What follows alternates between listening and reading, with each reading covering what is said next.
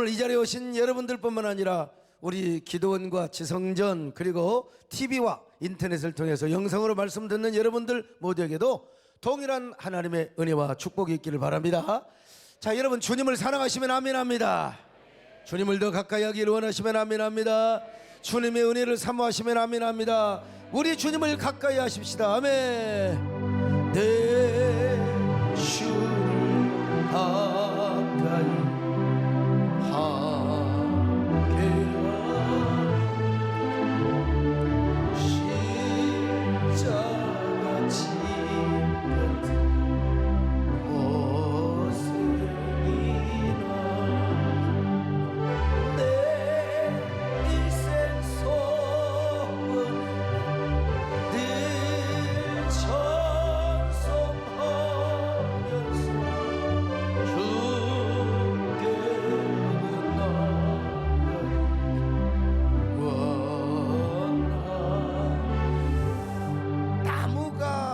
그루인데 가지가 여러 갈래로 뻗지는 것처럼 우리 교회사에 나타난 영성운동도 다양하게 나타났다고 했어요. 첫째는 뭡니까? 고행의 영성이요, 둘째는 신비의 영성이요, 세 번째는 말씀을 듣고 따르며 실천하는 이 경건의 영성, 개혁주의 영성, 우리의 삶 속에서 말씀의 능력이 발화되고 발현되는 이 개혁주의 영성을 공부했습니다.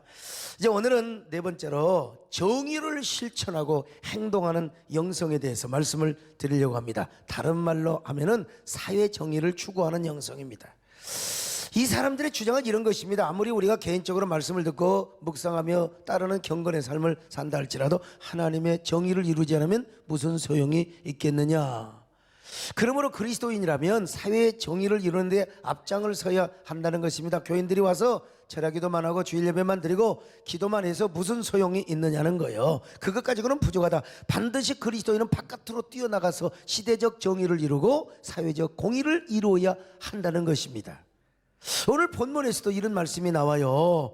자, 정의를 물같이 공의를 마르지 않는 강같이 흐르게 하라고. 자, 아모스 5장 24절 보실까요? 시작. 오직 정의를 물같이 공의를 마르지 않는 강같이 흐르게 할지어다. 여러분, 당시 이스라엘 백성들은 정의를 쓴쑥, 인진, 과거의 성경은 인진이라고 했어요. 인진으로 만들었으며 공의를 땅에 던지는 삶을 살았다고 했습니다. 자, 5장 7절 한번 보실까요? 시작. 정의를 쓴쑥으로 바꾸며 공의를 땅에 던지는 자들아. 자, 그리고 하나님께서는 이런 사람들의 예배를 받으시지 않는다는 겁니다. 아모스 5장 21절로 23절 보실까요? 시작. 내가 너희 절기들을 미워하여 멸시하며 너희 성회들을 기뻐하지 아니하나니 너희가 내게 번제나 소제를 드릴지라도 내가 받지 아니할 것이요 너희의 살찐 희생의 화목제도 내가 돌아보지 아니하리라. 내 노랫소리를 내 앞에서 그칠지어다 내 비파소리도 내가 듣지 아니하리라. 여러분 보세요. 이런 사람들이요 드리는 이 절기의 제사를 하나님이 별로 기뻐하지 않는다는 것입니다. 이 사람들이 드리는 번제나 소제 그리고 화목제 하나님이 기뻐하지 않겠다는 거예요. 그래서 많은 사람들이 이 말씀에 근거해서 우리가 기도하고 예배드리고 말씀대로 순종하고 계명대로 사는 것도 중요하지만 우리가 하나님의 공의를 이루자, 하나님의 정의의 그 실천을 하는 영성을 이제 주장하기 시작했던 거예요. 그리스도인은 항상 교회에서 하나님께 예배만 드리지 말고 바깥으로 나가서 데모도 해야 되고 외칠 때는 외쳐야 된다는 것입니다. 이렇게 주장하는 바에 의해서 우리나라 같은 경우는 특별히 이제 군사 독재 정권 때 막 불의의 항기를 했어요. 교회가 앞장서고 그냥 특별히 광주 민주화 운동 같은 경우가 그랬습니다. 교회가 앞장섰을 뿐만 아니라 교회가 뒤에서 지원을 해줬습니다. 그리고 막 그 시민군들 막 이런 사람들 김밥을 교회가 그랬어요. 그리고 숨겨주기도 하고 말이죠. 서울도 마찬가지였습니다. 우리 교회 가끔 나오시는 그 조경대 목사님 계시잖아요. 이분이 여러분 지금은 이제 뭐 힘 빠지셨지만 이분이 옛날에 민주화 운동에 대단한 역할을 했던 분입니다. 아무튼 간에. 그런데 지금은 이제 민주화가 다 이루어졌습니다. 그런데 요즘은 민주화가 사회민주주의로 가는 움직임이 보이지 않습니까? 그래서 이제 광화문에서 집회를 하고 또 반대 집회를 서초동에서 하는 것을 볼 수 있지 않습니까? 그런데 이 광화문 집회는 교회와 연관이 많이 되는 것을 보잖아요. 일부 목사님들에 의해서 주도가 되고요. 요즘 제 설교 영상에 한동안요 막 댓글이 수십 개 달릴 때도 있었어요. 우리 저 윤동현 목사님 관리를 뭐 잘 하시긴 하셨습니다만은 소 목사님은 왜 광화문에 안 나오세요? 왜 아무리 아름다운 설교를 하고 교회에서 아무리 그 기도를 해도 그것 가지고 족합니까? 나오셔야죠, 나오셔야죠. 저더러 아름다운 설교를 하는데 옛날에 이제 개척교 때는 막 그 Z20과 같은 설교를 한다고 그러고 폭격기 같은 설교를 한다고 그러는데 요즘 제가 이런 얘기를 듣습니다. 서 목사님 너무 아름다운 설교를 한다고. 내가 은혜가 돼야 함등하네요. 예, 아멘 할 것까지는 없고요.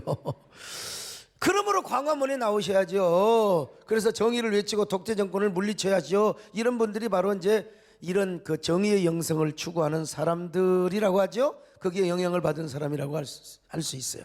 분명히 일리가 있습니다. 아니, 광화문에 나오는 교인들은 순수하게 나라를 사랑하고 하나님을 사랑하는 사람들이 여러분 저는 좀 많이 있다고 봅니다.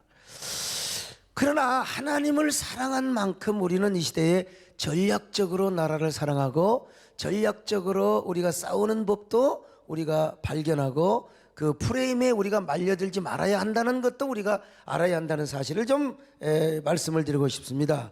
여러분 여기 소목사도 평범한 시민이고 평범한 목사였다면 아마 충분히 나가고도 남았을 거예요. 그러나 균형을 잡아야 될 뿐만 아니라 제가 여러 가지 균형 감각을 가지고 한국교회를 섬기고 더 큰 지도자가 되기 위해서 참 여러모로 많이 고민도 많이 하였습니다. 어쨌든 간에 광화문에 나가고 안 나가고를 떠나서 우리 그리스도인들은 분명히 뭐냐? 정의를 외쳐야 됩니다. 정의. 그리고 그 정의를 지키고 이루어야지요. 그래서 찬송가에 보면 이런 노래도 있습니다. 어느 민족 누구에게나 결단할 때가 있나니 참과 거짓 싸울 때에 어느 편에 설 거니가.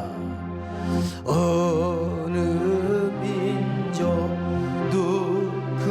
누구에게나 결단할 때 있나니 참과 거짓 싸울 때에 어느 편에 설 거냐. 주가 주신 새 목표가 우리 앞에 보이니 빛과 어둠 사이에서 선택하며 제가 일일이 이런 분들에게 뭐 전부 다 답변해 줄 수도 없고요. 또 어떤 사람은 서 목사님께서 큰 교회 목사로서 입장 표명을 해야 될 거 아니냐고. 여러분 제가 입장을 표명 안 한 적이 어디가 있습니까? 저는 분명히 자유민주주의를 주장하고 사회주의를 절대적으로 반대하는 사람이요. 이번에도 엊그저께 누군가를 만나서 제가 분명히 얘기했습니다. 이렇게 하면 안 됩니다. 정말 조심해야 됩니다. 우리는 지금 경계하고 있습니다. 다만 제 입장은 우리가 너무 진영 논리에 빠져서는 안 된다는 것입니다. 지나치게 정파적으로 움직여서도 아니 된다는 겁니다, 여러분.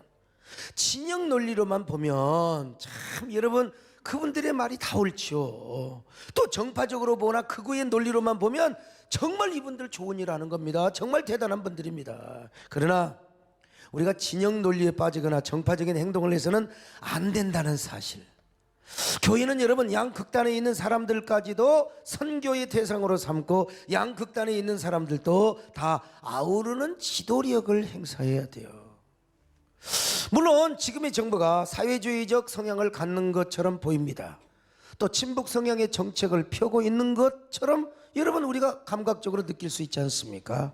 그래서 저는 항상 경계하고 글도 쓰고 정부 요직에 있는 분들을 많은 사람들마다 이야기하고 경고도 하고 충고도 하고 경계심을 갖습니다. 그런데 또 너무 극단적인 사람들은 지금 막 대한민국이 막 무너지는 막 무너지는 것 같아. 막 그냥 우리가 아니면 곧 대한민국이 무너지는 것처럼 위기의식을 조장하고 극단적인 발언을 하는 것을 봅니다.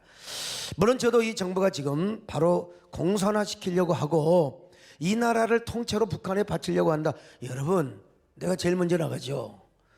반대 운동을 할 뿐만 아니라 생명을 걸고 여러분 우리는 막아야지요. 그러나 저는 지나치게 과대 해석을 하며 그런 과격한 표현과 극단적인 주장만을 하는 것은 정의의 영성이라고 제가 판단하지 않고, 그리고 거기에 욕망이 있어요. 욕망. 다 내 나름대로의 비즈니스 그리고 내 정치적인 욕구와 계산이 있다고 한다면 그 정의는 때 묻은 정의가 아닐 수가 없습니다. 정의는 여러분 그 자체로 존재를 해야 됩니다. 정의는 절대로 때가 묻어서는 아니 됩니다. 근데 오늘날 정의가 우리 욕망에 의해서 좌지우지 되는 것을 봅니다.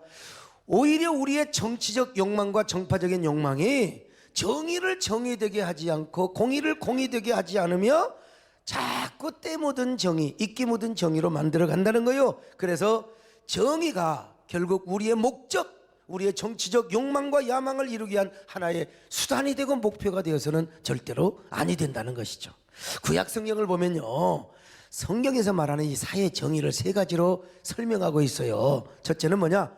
미스바적 정의입니다. 자, 신명기 10장 18절입니다. 시작. 고아와 과부를 위하여 정의를 행하시며 나그네를 사랑하여 그에게 떡과 옷을 주시나니. 자, 여기 나와 있는 정의는 미스바, 물론 정확히는 뭐 미스파트라고 하는데 미스파트 몰라요. 우리 평신도들 보통 미스바 뭐 알잖아요. 미스바. 이 단어는 사회적, 도덕적, 종교적 의미를 포함하고 있는 아주 포괄적인 단어입니다. 이런 사회 정의를 성경에서 말하고 있고, 두 번째는 헤세드적 정의입니다. 자, 호세아서 6장 6절입니다. 시작. 나는 인애를 원하고 제사를 원하지 아니하며 번제보다 하나님을 아는 것을 원하노라. 자, 여러분, 이 헤세드라는 말 하나님의 자비요. 그래서 이 하나님의 자비의 마음을 우리가 실천해서 이 세상에 하나님의 마음을 구현하는 거, 이것도 이제 뭐냐? 바로 사회 정의라는 것입니다. 세 번째는 샬롬적 정의입니다. 자, 예레미야 29장 11절 시작. 여호와의 말씀이니라. 너희를 향한 나의 생각을 내가 아나니 평안이요 재앙이 아니니라. 너희에게 미래와 희망을 주는 것이니라. 여러분, 샬롬이란 말은 하나님의 평강이란 말인데 성경의 시작과 끝이라고 할 수 있어요. 샬롬. 그런데 우리 하나님께서 우리를 향한 생각이 재앙이 아니요, 그리고 또 뭡니까? 고난이 아니요, 우리를 향하여 평안이요, 그리고 소망이라고 하지 않습니까? 자, 그런데 이 하나님의 정의가 이 세상에 뭘로 나타나야 되느냐? 평화로 나타나야 된다. 깨달아지면 아멘 하시길 바랍니다. 자, 이걸 한마디로 요약을 하면 뭐라고 그러냐? 히브리 말로 ጼ데크, 하나님의 정의란 말입니다. 이 ጼ데크란 말에서 바로 찌다카가 나왔어요. 구제란 말입니다. 그러니까 이 하나님의 정의는 하나님의 그 헤세드, 아주 인자하고 자비로운 마음으로 우리 이웃에게 나타나고 사회에 나타나는데 그 마음이 뭐냐? 구제의 정신입니다. 가난한 사람을 돕고 불쌍한 사람, 그 하나님의 연민으로 나타나야 된다는 것입니다, 여러분. 이것이 오늘 이제 아모스 선지자가 말하는 사회 정의였습니다. 이런 긍휼과 구제, 자비의 정신이 없이 백날 예배하고 절기를 지켜도 소용이 없다는 겁니다. 여러분 잘 들어야 돼요. 하나님의 예배를 기뻐하지 않으시고 기도를 기뻐하지 않는다는 말이 절대로 아니요, 예배를 드리되 이런 하나님의 그 마음, 이런 하나님의 그 헤세드, 샬롬의 정신을 가지고 예배를 해야지. 남은 실컷 사기치고 남을 갖다가 그냥 완전히 남을 그냥 그 짠지로 만들어 놓고 와서 아버지여 축복해 주셔서 감사합니다, 11조만 얘기해서 감사합니다, 그러란 말이 아니라는 것입니다. 바로 이것을 아모스 선지자가 이렇게 외치고 있습니다. 자, 아모스 5장 7절로 21절. 자, 중요한 부분만 읽습니다. 시작. 정의를 쓴쑥으로 바꾸며 공의를 땅에 던지는 자들아, 내가 너희 절기들을 미워하여 멸시하며 너희 성회들을 기뻐하지 아니하나니. 아모스 5장 24절 같이 봅니다. 시작. 오직 정의를 물같이 공의를 마르지 않는 강같이 흐르게 할지어다. 이런 아모스 선지자의 메시지처럼 우리는 교회 안에서도 하나님의 정의가 이루어지도록 해야 되고 하나님의 공의가 하수처럼 흐르도록 해야 된다는 것입니다. 그렇게 해서 한국교회가 이제 우리 사회 속에서 하나님의 정의가 이루어지도록 하며 예수 그리스도 안에서 진정한 하나님의 뜻과 사회 정의가 이루어지도록, 이게 진정한 하나님의 정의라는 거요. 자, 여러분 깨달아지면 아멘 하시기를 바랍니다. 하여간 알아먹는 은사가 있기를 축원합니다. 아멘. 어른이 따르라 세계 만민의 자비, 이 길 따라서 살리 온 세계의 전하세, 만백성이 나갈리 어두운 밤지 봄들 바람비 보아라 저미 주 예수의 나라이다.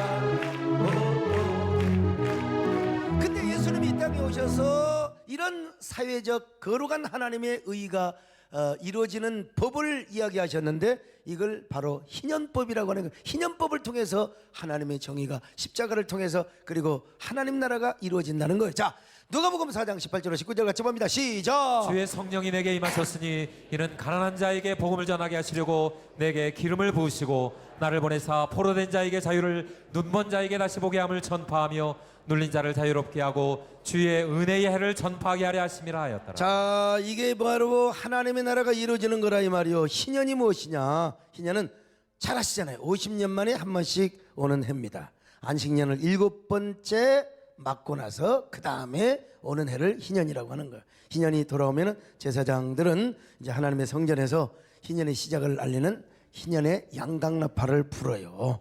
이렇게 양강나팔을 불면은 이스라엘에서는 세 가지 엄청난 사건이 일어난다고 했잖아요. 첫째는 빚더미에 시달려 모든 채무자들의 빚이 자동적으로 탕감되는 역사가 일어나요.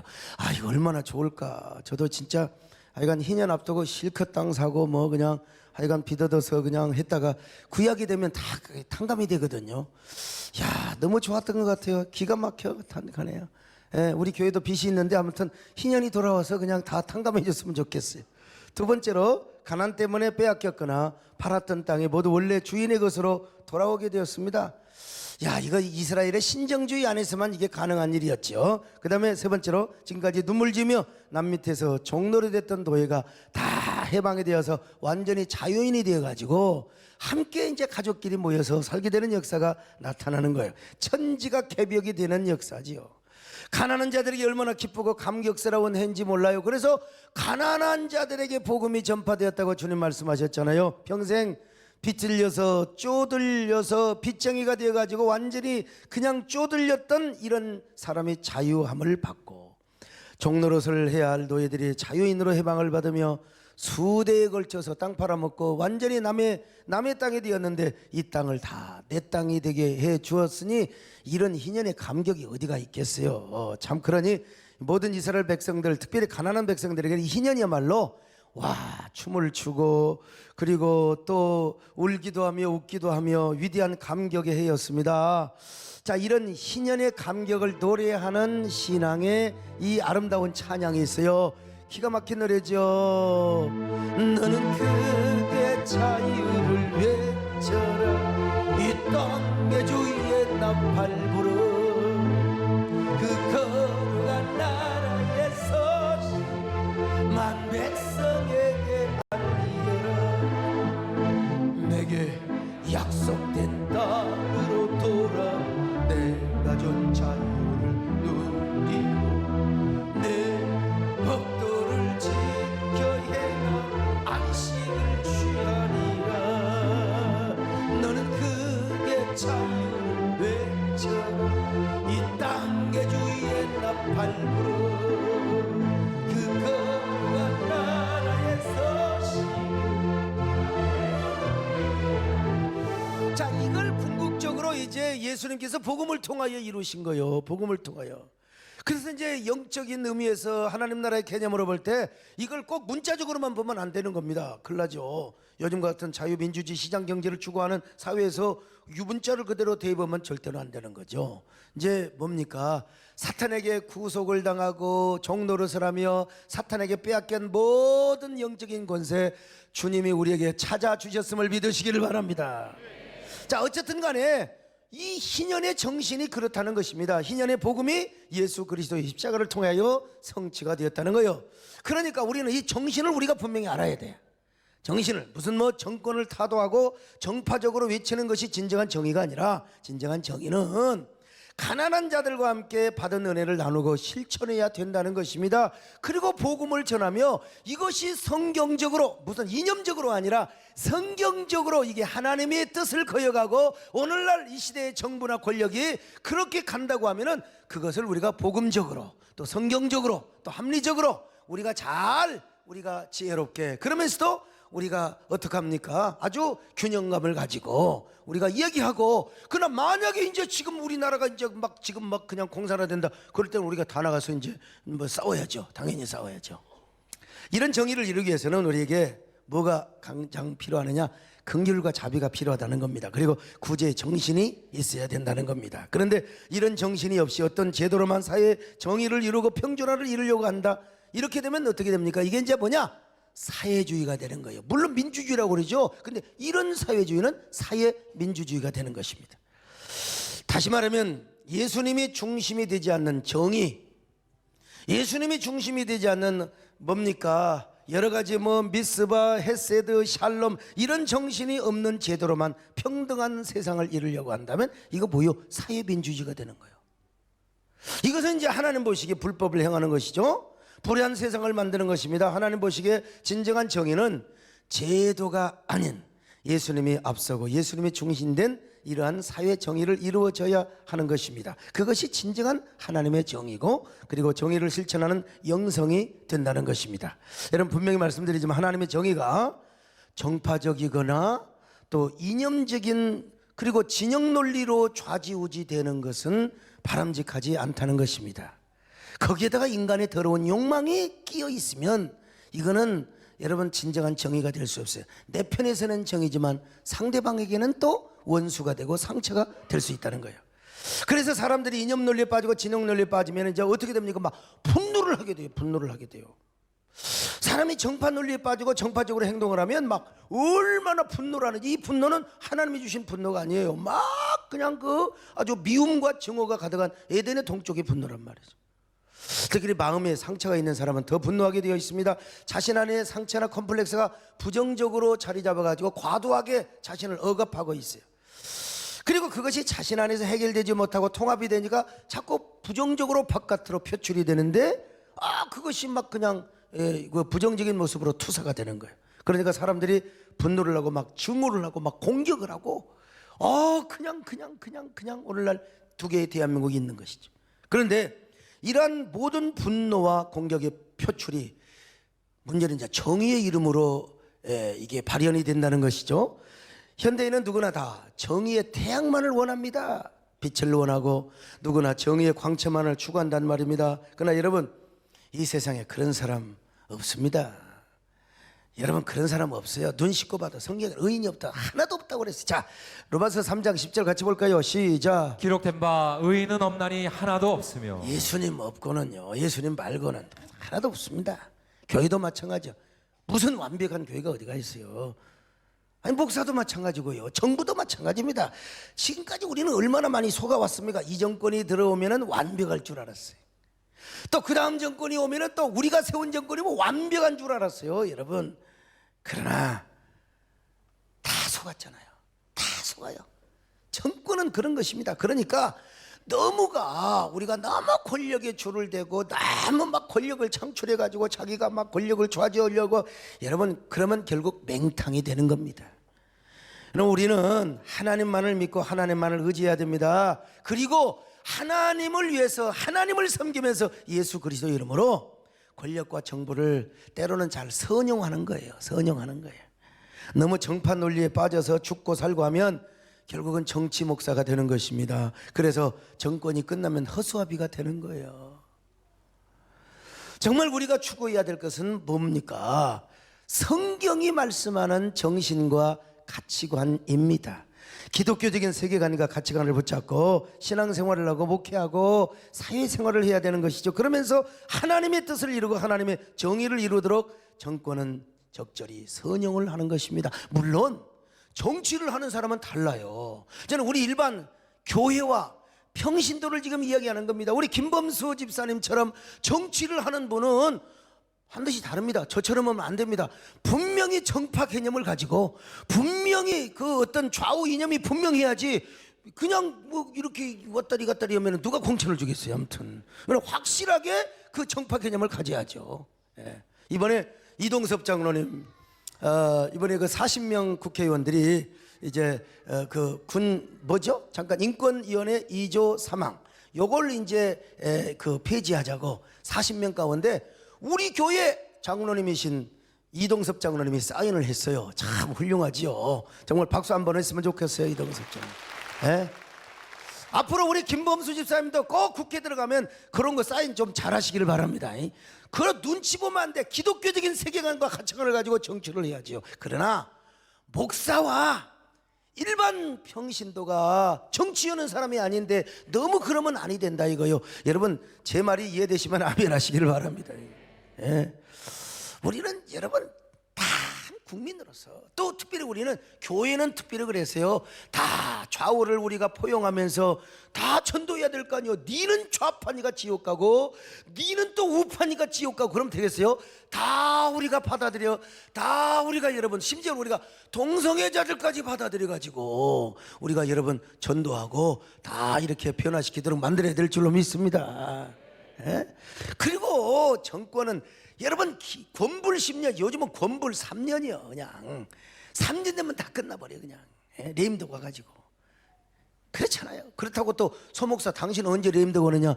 저는 하나님의 레임덕이 오면 저도 오지만 여러분 우리가 이 정권은 적절하게 선용하고 또 정부가 성공하기를 바라고 잘못하면 잘못한다고 하고 우리가 이제 그렇게 하는 것이 진정한 정의의 형성이 아니겠는가. 그러나 사람을 죽이고 인권을 그냥 탄압하고 완전히 독재를 하면서 이렇게 가면 이건 안 되는 거죠.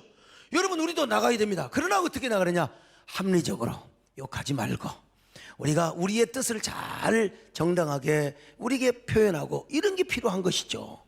그런데 이제 어떡합니까? 또 체류탄을 던지면 또 도망가죠. 일단 살고 봐야죠. 그렇다고 죽으면 되겠습니까? 제일 먼저 김명희 장관을 먼저 도망가겠죠. 아무튼 여러분 이 세상은요 다 빛과 그림자가 있어요. 사람도 그렇고 정권도 그렇고 교회도 그렇습니다. 모든 사람과 권력에는요 공과 과가 다 있어요. 이게 소목사가 다 잘합니까? 저도요 공이 있고 과가 있습니다. 그래서 저희 과만 보면 여러분들이 막 그냥 주일날 피켓들을 들고 우리 교회 앞에서 데모해야지 소목사 물러가라, 소강사가 물러가라 물러가라 물러가라 물러가라. 근데 여러분 제가 다행히 과보다 공이 많잖아요. 그죠? 과보다 공이 많아. 자, 그런데 맨날 과라고 하는 조그마한 발목만 붙잡고 막 목숨을 거는 사람들이 있어요. 이게 참 딱한 사람들이죠. 여러분 단점의 눈은 감고 언제나 장점의 눈만 뜨시기를 바랍니다. 자, 여러분 어쨌든 간에요 이 세상도요 낮만 있는 게 아니라 밤도 있어요. 어떻게 항상 정의의 태양만 비추면 얼마나 좋겠습니까? 근데 문제는 뭐냐? 우리에게 정의의 태양만 비추면요 이거 큰일 납니다. 큰일 납니다. 이게 우리가 어떻게 돼요? 타가지고 말라서 죽어버려요. 맨날 밤도 없고 어둠도 없고 그림자도 없고 정의의 폭약만 우리에게 비치면 우리는 그냥 말라 타서 그냥 새카맣게 타서 죽어버릴 수밖에 없는 거예요. 그 우리 하나님은 어떤 하나님이냐? 우리 하나님은 우리에게 빛만 지어주신 하나님이 아니라 어둠도 지어주셨어요. 환한 낮만 지어주신 것이 아니라 어두운 밤도 지어주셨다는 것입니다. 자, 창세기 1장 5절 같이 봅니다. 시작. 하나님이 빛을 낮이라 부르시고 어둠을 밤이라 부르시니라. 저녁이 되고 아침이 되니 이는 첫째 날이니라. 자, 여러분 보세요. 우리 하나님은 낮도 만드시고 밤도 만들어 주셨습니다. 그래서 유대인은요 하루를 아침부터 시작하는 게 아니라 밤부터 시작해. 밤부터. 밤은 창조의 시간이고 안식의 시간입니다. 그리고 아침을 맞아요. 뿐만 아니라 그들은 밤을 창조의 시간으로 생각하며 계속해서 뭡니까? 역사의 시간으로 생각을 했어요. 그래서 이제 이사야 선지자는 이렇게 이야기합니다. 자, 이사야 45장 7절 같이 봅니다. 시작. 나는 빛도 짓고 어둠도 창조하며 나는 평안도 짓고 환란도 창조하나니 나는 여호와라. 이 모든 일들을 행하는 자니라 하였노라. 여러분 보세요. 우리 하나님은 평안도 짓고 환란도 창조하시고 빛도 짓고 어둠도 창조하셨다고 했지 않습니까? 그리고 하나님께서는 때로는 어둠도 선용하시고 어둠 속에서 새로운 일을 창조하신다는 것입니다. 그래서 제가 언젠가 글을 좀 써보려고 하는데 하나님은요 고통을 통해서 은혜를 깨닫게 하시고 고통을 통해서 은혜를 주시는 거예요. 맨날 잘 나가고 맨날 그냥 만사형통하면 어떻게 되겠어요? 저도 또 요로 결석을 또 얼마 전에 알아보니까 산다는 게 얼마나 큰 은혜인가. 숨 쉬는 게 오늘 이 시간 앉아있는데 고통이 없는 게 얼마나 큰 축복인가. 여러분 깨닫는 것이 하나님의 은혜입니다. 깨닫는 게 하나님의 은혜예요. 그뿐입니까? 우리 하나님은 대낮에도 때로는 어둠을 만들어 가신다는 것입니다. 여러분, 자, 햇볕은 쨍쨍 대머리는 반짝. 어떻게 되겠어요? 하나님께서 그늘을 만들어 주세요. 그늘을 만들어 주세요. 어둠을 만들어 주세요. 히브리 말로 체리라고 하는 말이 있는데 이 말은 그늘이라는 말이 될 수도 있고 그림자라는 말이 될 수 있어. 문장에 따라서.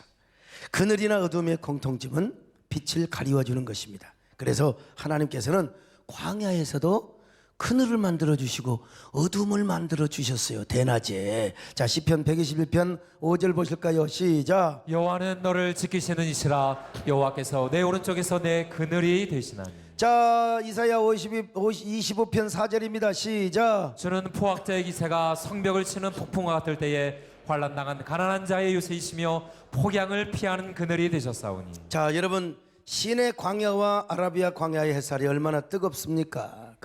그대로 이스라엘 백성들 놔주면 얼굴이 다 타죠. 그냥 이건 피부 암 걸려요. 피부 암 걸려본다니까. 새까맣게 타서 죽어버려요. 그래서 하나님께서 시내 광야를 걷고 아라비아 광야를 걷는 이스라엘 백성들에게 구름 기둥을 덮어주시고 또 정말 저녁에는 뭐 불기둥을 또 내려주셨다고 하지만 구름 기둥 그늘을 만들어 주셔서 그들이 시원하게 걸어갈 수 있도록 축복해 주셨던 것입니다. 대낮에도 그들의 폭양을 피하고 숨을 수 있는 어둠을 만들어 주셨어요. 이유는 무엇입니까? 낮의 해가 그들을 상하지 못하도록 하며 밤의 달 너무 추워요. 달빛이 춥잖아요. 광야에서 기온차가 심하니까 그럼 감기 걸리잖아요. 달 때문에 여러분 상처받을 수 있고 감기 걸릴 수 있는 거예요. 자, 시편 121편 6절입니다. 시작. 낮의 해가 너를 상하게 하지 아니하며 밤의 달도 너를 해치지 아니하리로다. 그렇습니다. 여러분, 하나님은 우리를 사랑하셔서 밝은 대낮만 주신 것이 아니라 캄캄한 밤도 지어주셨어요. 밝은 대낮에 그늘을 만들어주시고 때로는 필요할 때 어둠도 만들어주셨어요. 그래서 우리는 그 그늘 안에 숨어서 쉬고 안식하고 평안을 누리게 하는 것입니다. 여러분 얼마나 감사합니까? 얼마나 선하신 하나님이십니까? 하나님께서 여러분에도 때로 필요할 때마다 그늘을 만들어 주시기를 바랍니다. 어둠도 만들어 주시기를 바랍니다. 또 하나님께서 낮만 주시는 게 아니라 이미 밤을 주셨잖아요. 밤에는 여러분이 잠을 자고 창조하는 시간이 되시기를 바랍니다. 하나님은 너를 지키시는 자 우편에 그늘 되시니 낮의 해와 밤의 달도 너를 해치 못하니 하나님은 너를 지키시는 자 너의 환난을 면케 하시 그가 너를 지키시니라 너의 주님을 지키시니라 눈을 들어 산을 보아라 너의 돈은 있어 천지지으신 너를 만드신 여호와께로다. 자, 그러면 우리 하나님께서 왜 광야에서만 그늘을 만들어 주셨을까요? 아닙니다, 여러분. 광야에서만 그늘을 만들어 주신 것이 아니라 우리 하나님은 언제든지 필요할 때 당신의 날개로 옷자락으로 우리를 덮어 주신다는 거예요. 특별히 하나님의 보좌에 서 있는 그룹 천사의 날개가 덮어주는 이미지로 여러분 소개되어 있지 않습니까? 이 그룹 천사, 지성소에 있는 그룹 천사의 날개 이미지도 그늘을 만들어 주는 거예요. 그늘을 딱 만들어주고 저 날개로 우리를 보호해 주신다는 거예요. 자, 출애굽기 25장 20절입니다. 시작. 그룹들은 그 날개를 높이 펴서 그 날개로 속죄소를 덮으며. 자, 그 다음에 시편 17편 8절입니다. 시작. 나를 눈동자같이 지키시고 주의 날개 그늘 아래에 감추사. 시편 91편 4절입니다. 시작. 그가 너를 그의 깃으로 덮으시리니 내가 그의 날개 아래에 피하리로다. 날개라고 하는 말은 히브리 말로 카나프입니다. 카나프. 이 말이 인간에게 이렇게 적용이 될 때는, 연결이 될 때는 옷자락으로 번역이 됐습니다. 인간에게는 날개가 없잖아요. 그러니까 옷자락이죠. 특별히 구약의 룻기를 보면은 그런 표현이 나오지 않습니까? 어느 날 밤 룻이라는 여자가 보아스의 타작마장으로 갑니다. 그때 보아스는 곡식단 더미에 누워서 잠을 자고 있는데, 아니 어떤 룻이라는 젊은 여자가 이불 속으로 쏙 들어왔어. 그러자 보아스가 기절초풍을 하는 거죠. 그러지 않겠습니까? 그냥 너 누구냐? 그냥 보아스가 얼마나 깜짝 놀랐겠어요. 그때 룻이 뭐라고 말합니까? 저는 당신의 계집종이오니 저를 당신의 옷자락으로 덮으소서. 자, 룻기 3장 8절로 9절입니다. 시작. 밤중에 그가 놀라 몸을 돌이켜본즉 한 여인이 자기 발치에 누워 있는지라 이르되 내가 누구냐 하니 대답하되 나는 당신의 여종 루시오니 당신의 옷자락을 피워 당신의 여종을 덮으소서. 이는 당신이 기업을 물을 자가 됨이니이다. 자, 여러분 우리 그 기업 무르기 아시잖아요. 우리 고엘 사상이요. 아이 참 남편이 이제 저 자식을 못 낳고 죽어버렸어. 그러면 이제 어떻게 돼요? 동생이든지 형님이든지 와서 씨를 주어서 자식을 낳게 하는 제도입니다. 만약에 이제 동생이나 형도 없으면 이제 결국 어떻게 됩니까?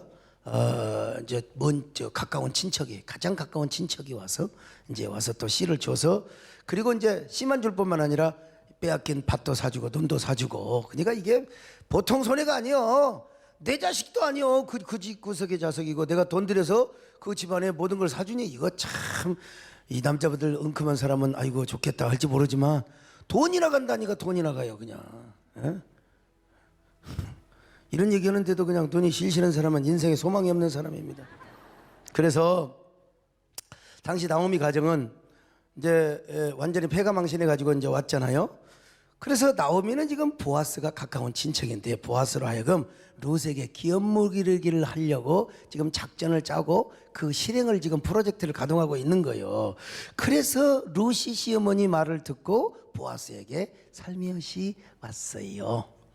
그러므로 우리는 이거 여러분 음탕하게 생각해서 안 돼요. 오늘날의 사고방식 가지고 오늘날의 윤리 가지고 뭐 그렇게 생각하면 큰일 납니다. 당시 문화적인 배경 속에서 생각을 해야 돼요. 그런데 이 일이 언제 이루어졌느냐? 밤에 이루어졌어요. 낮에는 힘들어. 얼레꼴레리하고 못 가요. 밤에 이루어졌어요. 그리고 이 밤에 이루어진 이 사건을 통해서 여러분 이제 룻은 언약 공동체 안에 들어오게 되었고 무너진 나오미의 가정이 세워졌으며, 그리고 이 나오미의 가정을 통하여 다윗이가 나왔고 예수 그리스도가 그 족보를 통해서 나왔다는 거예요. 기가 막혀. 자, 마태복음 1장 5절입니다. 시작. 살몬은 라벡에서 보아스를 낳고 보아스는 룻에게서 오벳을 낳고 오벳은 이세를 낳고. 자, 근데 이때 여러분 보아스가 룻을 옷자락으로 덮지 않고 이런 요망한 계집 같으니 어디 집안 늘어날 길을 말이여 우습게 하느냐?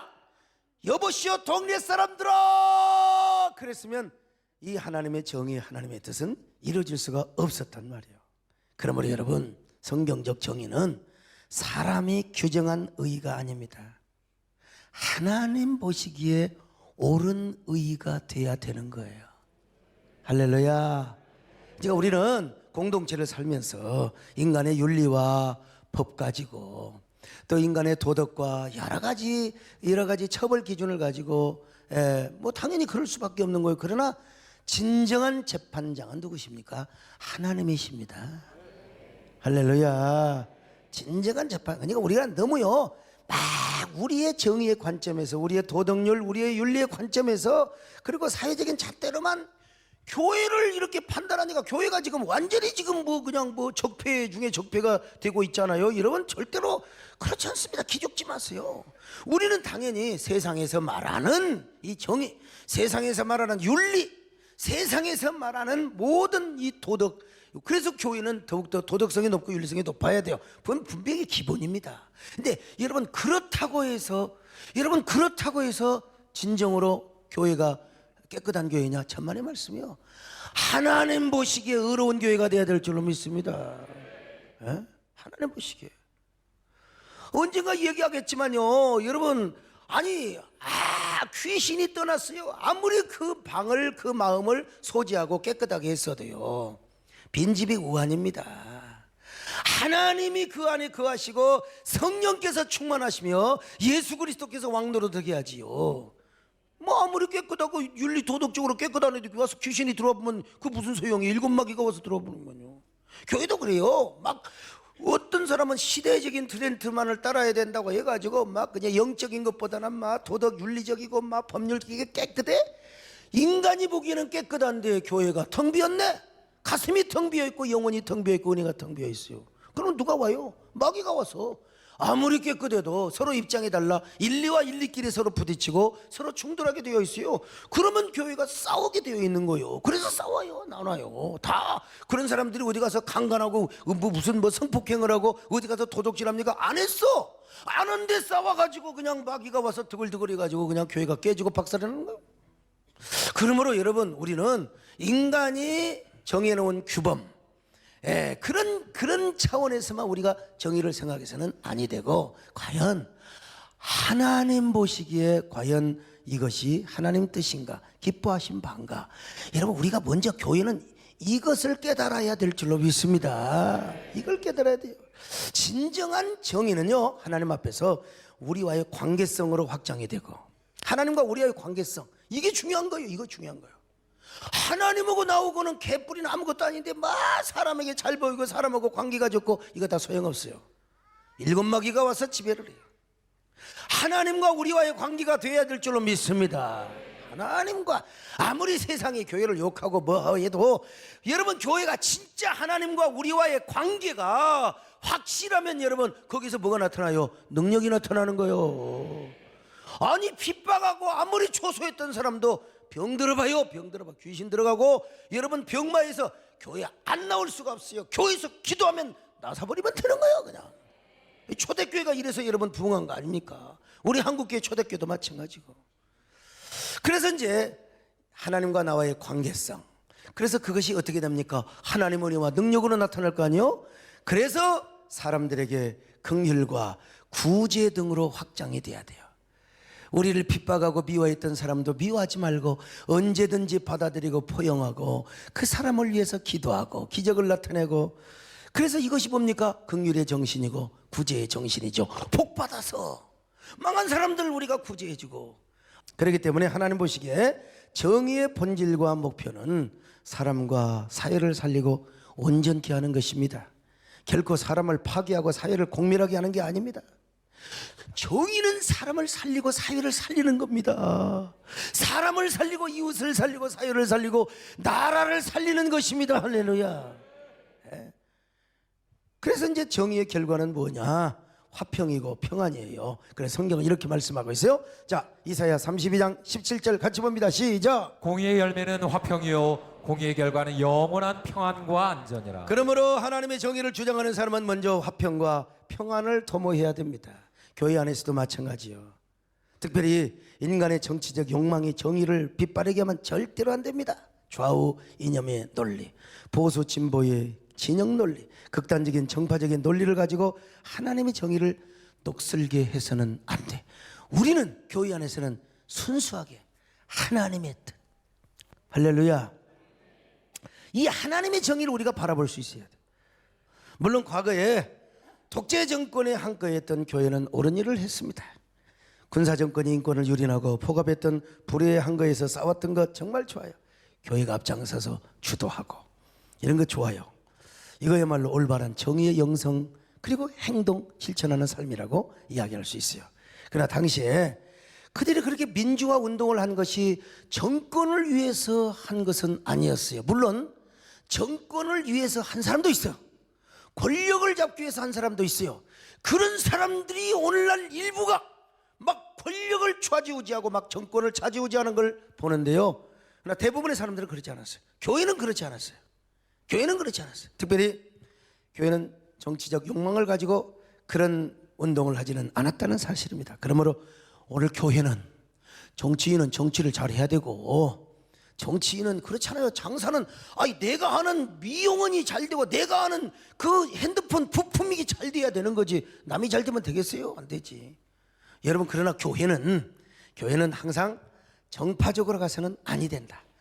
극단적 진영 논리에 빠져서 교회가 시위를 하고 집회를 해서는 아니 된다는 것입니다. 예수님이 그러셨어요. 예수님도 여러분요, 그 열심당원 있잖아요. 열심당원들 오히려 주님 뭐라 그랬어요? 야, 검을 거두어라. 검을 든 자는 검으로 망한다. 예수님이 그러셨어요. 우리가 정치를 하기 위해서는 검도 들고 때로는 막 그냥 과격한 행동도 하고 막 머리도 깎고 그냥 금식도 하고 그럴 필요가 있어요. 자기 정치적인 그런 목적을 위해서. 그러나 교회는 정치하는 것이 아니라는 것입니다, 여러분. 교회는 먼저 성경의 진정한 가치, 하나님의 본질적 정의를 추구해야 된다는 거예요. 이것이 바로 미스바적이고 헤세드적이며 샬롬적인 정의요. 그리고 그것이 바로 제데크라고 하는 거예요. 제데크, 하나님의 의. 그리고 이런 정의의 기본 정신과 본질을 알고 하나님의 헤세드적 성품이 먼저 우리 안에 나타나야 되는데, 그런 행동의 결과가 바로 구제, 바로 제다카라고 한다는 것입니다. 물론 그러다가도 여러분, 이제 하나님을 대적하는, 아주 공식적으로 하나님을 대적하고 하나님을 그냥 반응하는 이런 일에 대해서는 여러분, 교회는 반드시 나타나서 뭉쳐야 됩니다. 한 목소리를 해야 됩니다, 여러분. 어느 정파, 어느 정당과 짝짝꿍을 이루지 말고 교회가 하나를 이루어서 이래서는 안 됩니다. 할렐루야. 그러면 정권은 망합니다. 하나님의 심판합니다. 그러면서 평화적으로 시위를 할 필요가 있는 거죠. 자, 여러분 이해되시면 아멘 하시길 바랍니다. 이 목사님 오늘 이게 정치적인 설교 아닙니까? 천만의 말씀이요. 이런 한 분파가 있었어요. 영성운동 가운데 이런 정의를 실천하는 영성이 있어요. 그러나 저는 이러한 정의를 제대로 제가 가르쳐주고 또 성경에 나타난 바를 제대로 제가 소개하면서, 우리는 먼저 중요한 게 하나님의 뜻이고 성경적인 가치고 기독교의 진리라고 하는 사실입니다. 그러면서 우리가 절대로 우리의 주장을 주장하되 프레임에 말려서 좌우에 우리가 그냥 편을 갈라서는 절대로 안 된다 이거요. 교회가 절대로 국민을 편가르고 사회가 편갈라서는 아니 된다는 거예요. 다만 잘못 가는 길은 우리가, 불의한 부분들은 우리가 교회가 한 목소리를 냈어요. 이게 바로 하나님의 뜻입니다. 이렇게 가는 것이 하나님을 대적하는 것입니다. 이러다가 우리의 경고를 듣지 않으면 망합니다. 왜 아멘을 안 하세요? 이렇게 가는 것이 진정한 정의의 영성이라는 것입니다. 오늘 비싼 설교 들으셨습니다. 진정한 정의의 영성을 소유하시기를 주의 이름으로 축원합니다. 아멘.